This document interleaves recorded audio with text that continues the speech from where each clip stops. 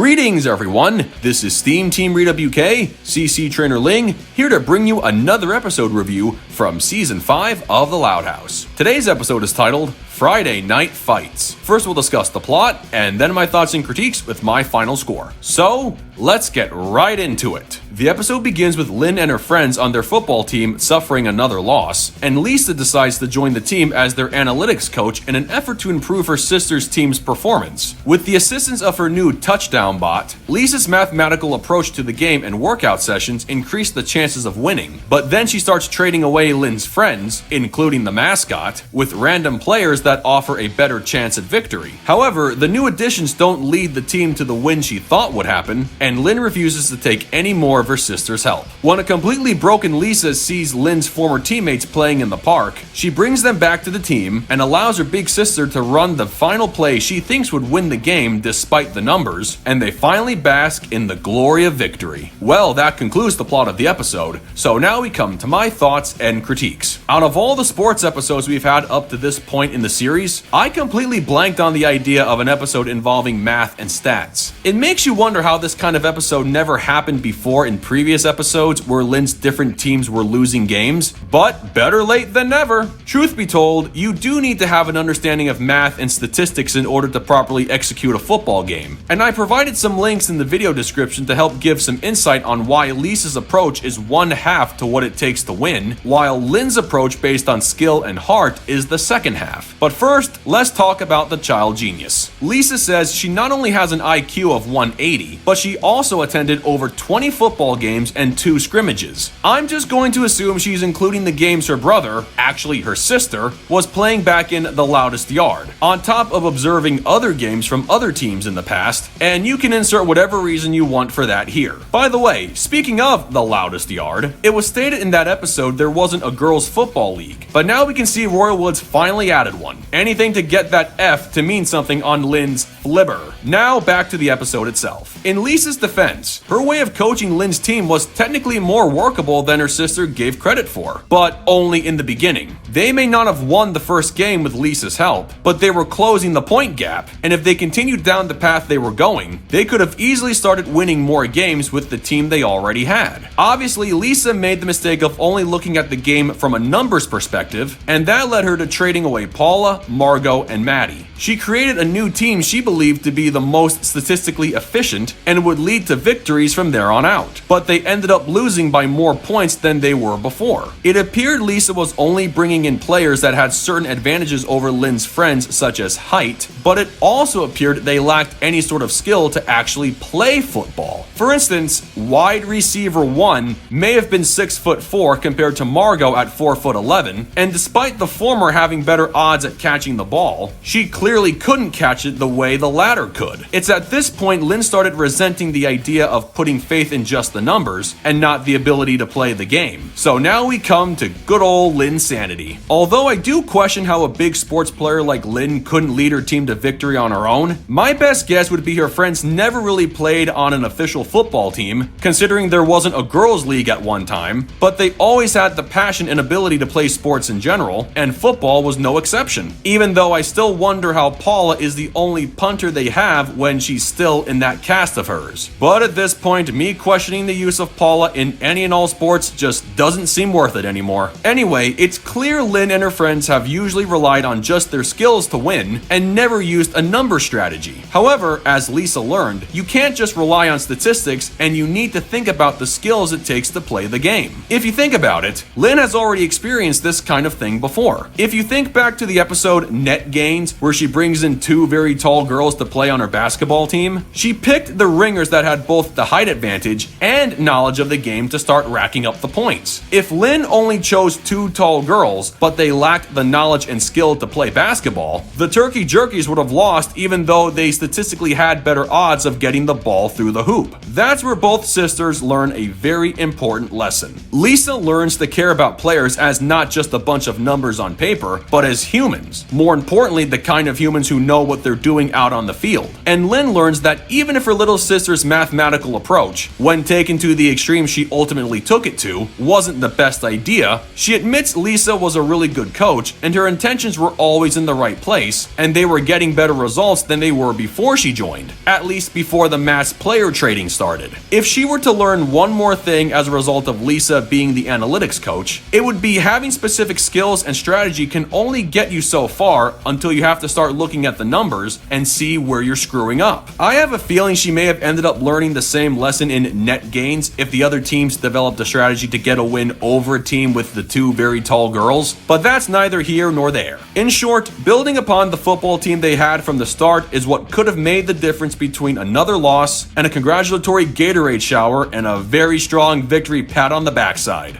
I'll take the shower if you don't mind. Overall, this episode was fairly good as far as the sports episodes go in this series. It was a unique pairing of Lynn and Lisa, with one looking at football from a skills standpoint and one looking at football from a statistical standpoint, thus creating an interesting conflict of interest between them. The lesson to be learned is there has to be a balance between the ability to play and the math it takes to devise a game plan, and when the right balance is found, it can almost certainly lead to victory. Not all the time, of course, but you know what I mean. With that said, I give Friday Night Fights an 8.7 out of 10. Well, folks, that concludes my review of Friday Night Fights. As of this episode, we finally see Lynn complete her appearances of playing the big four sports: baseball, basketball, hockey, and now football. Is there any sport she can't play? It really makes you wonder. So, as far as this episode goes, what did you guys think of it? Love it? Hate it? Something you would add? Change? Keep it as it is? Let me know in the comments below, and make sure to subscribe to this channel for the latest Loud House content. That's going to do it for me. I'll catch you guys for the next video, but until then, this is SteamTeamRedubUK, CC Trainor-Ling, signing off. Peace out, home slices.